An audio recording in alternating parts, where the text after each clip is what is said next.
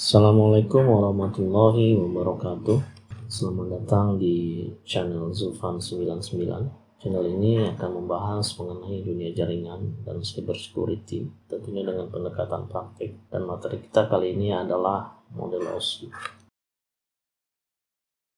Model OSI adalah referensi pengiriman data dari satu komputer ke komputer yang lainnya, atau dari satu device ke device yang lainnya. Kita akan membahas seberapa penting mempelajarinya, dan kemudian kita akan kupas satu persatu dari lapisan OSI ini.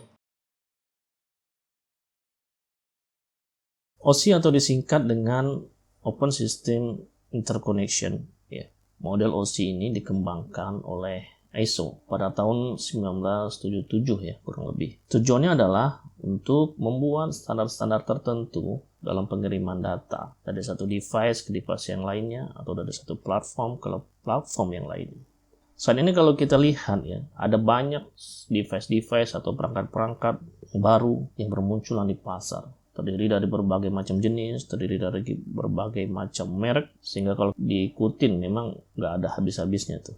Tapi ada satu pertanyaan, atau pernahkah kita berpikir yaitu kenapa kita bisa saling kirim email, kita bisa saling chatting, padahal device yang kita gunakan berbeda tipe, atau berbeda platform, bahkan berbeda merek. Ada yang merek jadul, ada yang merek keluaran terbaru, tapi masih mungkin berkirim email. Nah, itulah perlunya standarisasi seperti OSI ini, sehingga memungkinkan bisa terjadi pertukaran data. Karena tanpa adanya standarisasi yang diakui bersama, mungkin vendor atau merek Apple hanya bisa kirim file ke Apple juga, atau merek IBM ke IBM juga. Dan kalau kita ibaratkan OSI ini sama seperti bahasa Indonesia. Indonesia yang kita ketahui terdiri dari ratusan bahkan ribuan suku bangsa, mulai dari Aceh sampai Irian Jaya. Dan uniknya di setiap suku tersebut memiliki bahasa masing-masing. Jadi bisa dibayangkan betapa susahnya berkomunikasi jika terjadi pertemuan yang dihadiri oleh ribuan suku tersebut dalam satu waktu dan tempat yang sama, dan mereka menggunakan bahasa sendiri-sendiri. Karena itulah lahir Sumpah Pemuda pada tahun 1928, di mana Sumpah Pemuda menyatukan bangsa Indonesia. Salah satu produknya adalah menjunjung tinggi bahasa, berbahasa satu, bahasa Indonesia. Maka bahasa Indonesia sejak itu menjadi referensi bagi seluruh rakyat Indonesia, apapun sukunya. Maka seperti halnya bahasa, OSI juga menjadi referensi bagaimana tahapannya terjadi saat transfer data atau komunikasi data, sehingga menjadi model bagi berbagai macam platform atau berbagai macam pabrikan untuk mengembangkan produknya masing-masing. Kemudian ada pertanyaan, apakah masih relevan mempelajari model OSI saat ini? Karena kita ketahui OSI hanyalah referensi atau model, jadi OSI ini hanyalah sekedar teori, dan ini masih diperbincangkan di forum misalnya. Mungkin jawabannya tergantung dari skup pekerjaan. Jika skupnya itu cukup untuk memastikan jaringan internet di kantor agar terjalan, atau skupnya mungkin menjaga VPN, meng-create VPN, atau menjaga jaringan LAN agar tetap normal, mungkin teori OSI tidak terlalu penting, karena pekerjaannya bisa dipandu langsung melalui SOP atau dengan catatan-catatan saja. Namun pada level tertentu, misalnya pada level administrator, yang biasanya seorang admin itu memiliki tanggung jawab terhadap jaringan yang cukup besar, harus di-handle, di mana banyak perangkat-perangkat dari vendor-vendor yang berbeda-beda di dalam jaringan tersebut.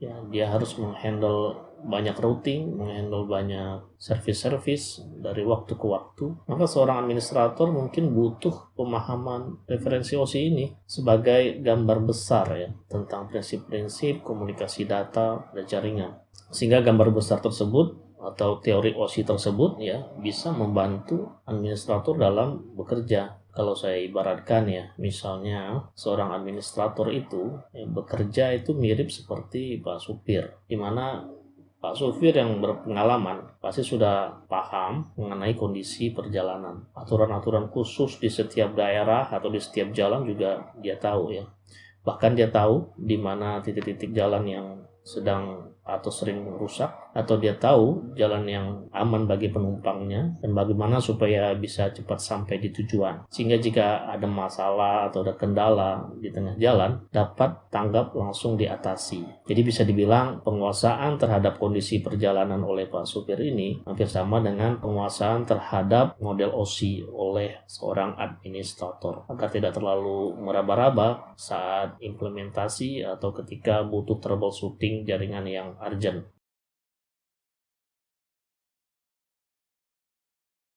Setelah kita memahami konsep dari model OSI ini, secara garis besar akan sangat membantu ya praktek implementasi jaringan. Sebagai contoh, kita mengetahui perjalanan data dimulai dari bit 0 dan 1 itu dalam bentuk tegangan listrik, ya. Kemudian dirangkai dalam bentuk frame. Itu terjadi di lapisan 1 dan 2. Kemudian memastikan apakah tujuan atau alamat tujuan sudah benar. Nah, ini ada di lapisan di atasnya. Sampai diterima atau dapat dibaca oleh si penerima. Ini terjadi dalam hitungan milidetik, berulang-ulang, terus-menerus, sampai data terkirim seluruhnya. Ya, jika kita punya dua device, ya, kita coba melakukan chatting, kirim data, misalnya huruf A, bukan gambar atau bukan video atau bukan teks yang panjang. Maka kalau kita hitung-hitung pesan yang sampai, pesan huruf A itu akan sampai dalam waktu mungkin tidak sampai dalam 1 detik. Padahal kalau kita lihat ya prosesnya, ya kalau kita bayangkan prosesnya, atau yang memang terjadi prosesnya adalah bahwa satu device akan mengirimkan huruf tersebut satu persatu, ya. Jadi satu huruf itu dikirim. Jadi setiap satu huruf yang dikirim itu sebenarnya terjadi 2 proses. Pertama proses pengiriman, dan yang kedua adalah proses pemberitahuan bahwa huruf tersebut misalnya sudah sampai. Jadi ada proses pengiriman dan ada proses pemberitahuan bahwa huruf tersebut sudah sampai. Jadi ada 2 proses untuk mengirimkan satu huruf, dan setiap proses itu melewati sekitar 7 lapis OSI, kira-kira begitu. Ada 7 tahapan yang dilewati dalam sekali kirim huruf A. Bagaimana kalau yang kita kirim itu berupa paragraf kalimat? Mungkin juga cuma butuh waktu 1 detik sudah sampai ya. 1 detik bahkan sudah sampai. Maka kita bisa bayangkan betapa proses yang terjadi itu sangat cepat dan tidak mungkin dilakukan oleh manusia. Jadi dengan mempelajari OSI kita bisa melihat secara garis besar bagaimana proses data itu bisa terkirim. Apa manfaatnya? Tentu banyak manfaatnya ya. Dan yang kedua adalah mencontohnya ya, dengan mempelajari OSI membantu kita memahami konsep keamanan data. Ya, konsep keamanan data ini di setiap level, karena di setiap layer itu atau di setiap level itu sebenarnya ada celah keamanan data. Dan khusus untuk pembahasan keamanan data pada video-video selanjutnya, insya Allah kita akan bahas ya lebih dalam lagi.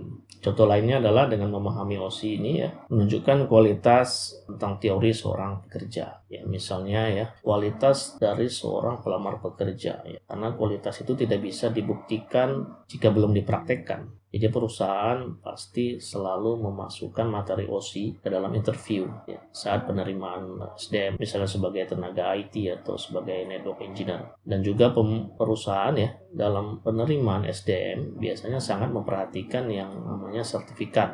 Apa saja yang dimiliki oleh sertifikat apa saja yang dimiliki oleh calon karyawan yang berhubungan dengan pekerjaan tentunya. Bahkan untuk sertifikasi sekelas Cisco, ya, sebuah sertifikat tingkat internasional, juga memasuki materi uji kompetensinya itu cukup banyak tentang model OSI, sehingga untuk bisa lulus sertifikasi Cisco atau CCNP kita wajib memahami konsep OSI ini. Dan selain Cisco tentunya untuk sertifikasi tingkat nasional ya yang sudah ada saat ini pun tersedia dari BNSP. BNSP ini adalah Badan Nasional Sertifikasi Profesi, di mana sertifikat dari BNSP ini diakui di tingkat nasional bahkan di tingkat internasional juga. Terdapat banyak skema yang berhubungan dengan bidang jaringan ya, mulai dari junior sampai senior administrator, dan kita bisa mendapat sertifikat dari BNSP ini melalui